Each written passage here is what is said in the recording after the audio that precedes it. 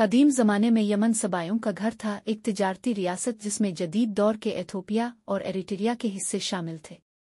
बाद में सना 275 ईस्वी में हमाराई बादशाहत यहूदियत से मुतासिर हुई। ईसाईयत चौथी सदी में पहुंची और 7वीं सदी में इस्लाम तेजी से फैल गया। इब्तिदाई इस्लामी फतूहात में यमनी फ़ौजों ने अहम किरदार अदा किया। 9वीं और 16वीं सदी के दरमियान मुख्तलिफ ख़ानदान उभरे। 18वीं सदी के दौरान मुल्क को उस्मानी और बरतानवी सल्तनतों के दरमियान तकसीम कर दिया गया था।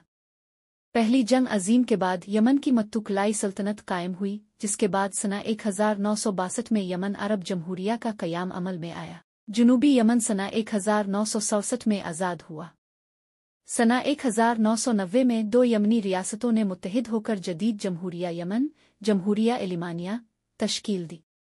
सदर अली अब्दुल्ला साले नई जमहूरिया के पहले सदर थे और वो सना 2012 में अरब बहार के नतीजे में मुस्ताफ़ी हो गए।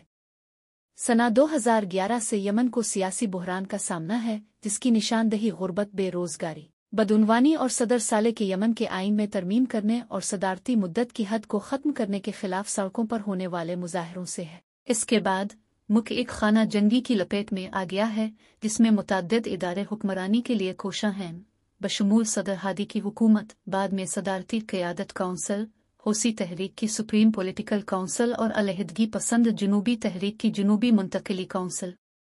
ये जारी तनाज़ो एक शदीद इंसानी बहरान का बाइस बना है और यमन के लोगों पर उसके तबाहकुन असरात के लिए बड़े पैमाने पर तनक़ीद की गई है। यमन की इंसानी सूरत हाल पर ड्रामाई तौर पर बिगड़ते हुए असरात के लिए जारी इंसानी बहरान और तनाज़ात को वसी पैमाने पर तनक़ीद का सामना करना पड़ा है, जिसके बारे में कुछ लोगों का कहना है कि ये एक इंसानी तबाही की सतह तक पहुंच गया है और कुछ ने इसे नस्ल कशी का नाम भी दिया है।